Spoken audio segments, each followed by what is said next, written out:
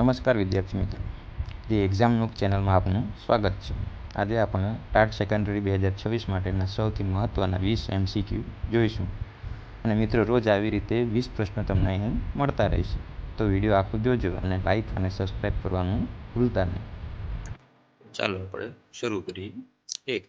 રાષ્ટ્રીય શિક્ષણ નીતિ NEP મુજબ કયા ધોરણથી વ્યાવસાયિક શિક્ષણ વોકેશનલ એજ્યુકેશન શરૂ કરવામાં આવશે? એમાં જવાબ આવશે બી, ધોરણ 6. 2. નિમ્નલિખિતમાંથી કયું લક્ષણ કિશોરાવસ્થાનું નથી?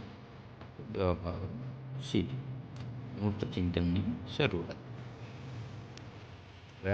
3. બુદ્ધિઆંક 140થી વધુ હોય તેવા બાળકને શું કહેવાય?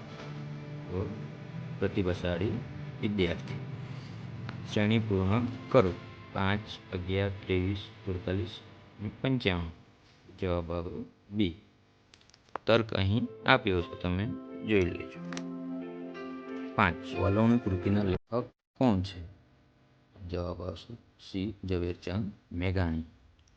Choose the correct synonym for use. એમાં સમાનાર્થી શબ્દ આવે એનોર્મસ. 7. વર્ગખંડમાં નબળા વિદ્યાર્થીઓ માટે લેવામાં આવતા વધારાના શિક્ષણને શું કહેવાય? તો બી, ઉપચારાત્મક કાર્ય. જો REDને 6720 લખાય તો ગ્રીનને શું લખાય? તો એનો જવાબ આવે બી. તર્ક અક્ષરનો ક્રમ ઉલટાવીને લખો. હવે આગળ. 9. ગુજરાતી વ્યાકરણ. સૂર્યોદય શબ્દની સાચી સંધિ કઈ છે? જવાબ આવે એ, સૂર્ય વત્તા ઉદય. 10. રમતગમતના ક્ષેત્રમાં આપવામાં આવતો ભારતનો સર્વોચ્ચ એવોર્ડ કયો છે?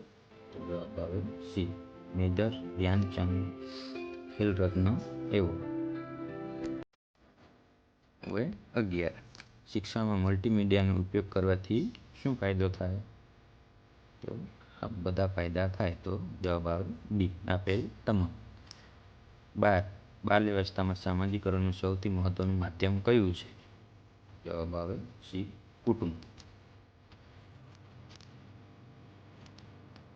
13. Fill in the blank. Wait here blank I come back. એમાં જવાબ આવશે ઓપ્શન એ, અનટિલ. 14. કમ્પ્યુટરમાં રેમનું પૂરું નામ શું છે? તો જવાબ આવે બી, રેન્ડમ એક્સેસ મેમરી. ગરીબ શબ્દનો સમાનાર્થી શબ્દ તો શું આવે? રંક. 16. હોલરનો આંતરસૂઝનો સિદ્ધાંત કયા પ્રાણી પર કરવામાં આવ્યો હતો?